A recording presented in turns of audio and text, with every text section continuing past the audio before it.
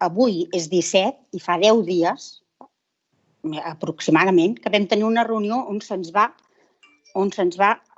donar el primer esbós de pressupost. Un pressupost que ja estava tancat. Any rere any demanem el mateix, la participació.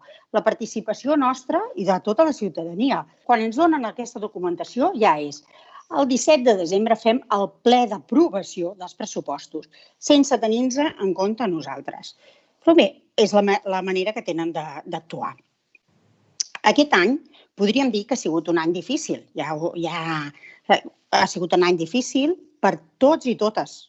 Però nosaltres no hem deixat de treballar. I ni vostès tampoc no han deixat de treballar. És més, és un any que hem treballat molt. I amb aquest treballar, amb el treballar aquest de cada dia, hi havia un moment que era el moment de començar a compartir la possibilitat de fer uns pressupostos oberts a tothom. L'any passat, Esquerra va votar que no als pressupostos i com que tampoc no ens van escoltar amb anterioritat, vam decidir fer unes al·legacions amb posterioritat. Cap al·legació va ser acceptada, totes ens van dir que eren rebutjades per caràcter tècnic. Ens diuen això, en parlarem pel pla d'inversió.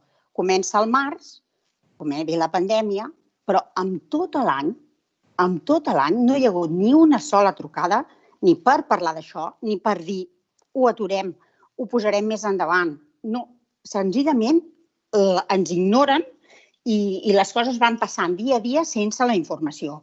I us vull dir que la pandèmia ha sigut una tragèdia, no és una excusa. No està bé fer-la servir d'excusa. A la pandèmia hem treballat tots, cada dia, vostès i nosaltres, però per segons quines coses no hi ha orelles. També fa temps que estem reclamant intervenir abans i que ens agradaria poder treballar amb vostès. Però, com que no ha sigut possible, ara mateix el pressupost, aquest pressupost de contenció, vostès sols han decidit a on retallen. I ara ens venen a demanar que avui fem un acte de fe o que els donem un xec en blanc una altra vegada perquè els votem el seu pressupost. No podem acceptar-ho, això. L'oposició sempre ha tingut l'obligació de fiscalitzar i de vigilar. Nosaltres no podem ni vigilar, ni fiscalitzar, ni donar la nostra opinió quan no tenim la informació. Perquè el que més veiem d'aquest Ajuntament, dels equips de govern, és que no ens la donen la informació quan la reclamem. És per coses d'aquestes que no podem aprovar el pressupost, perquè la no resposta és falta de transparència. Per últim, voldria dir que el dilluns, quan a la Junta de Portaveu, jo vaig fer 2 preguntes directes al regidor d'Hisenda i Recursos Humans. Senzillament, és la persona que ha fet els pressupostos. En aquell moment no me les va saber contestar. Em va dir que em respondria. Avui és dijous, dia que representa que hem de votar uns pressupostos que no ens ha resolt els dubtes.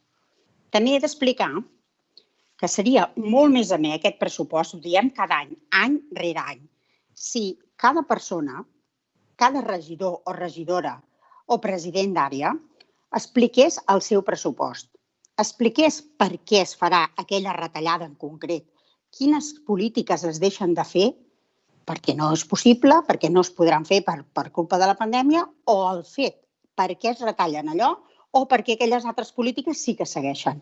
Aquesta opacitat se'ns va dir clarament, no cal fer això. Aquesta opacitat és una altra mostra de transparència que no és bona. Per tant, un any més, el grup d'Esquerra hem de votar en contra. Suposo que ja ho he entès amb la nostra intervenció.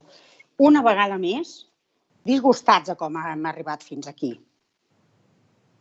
Disgustats, els hi dic.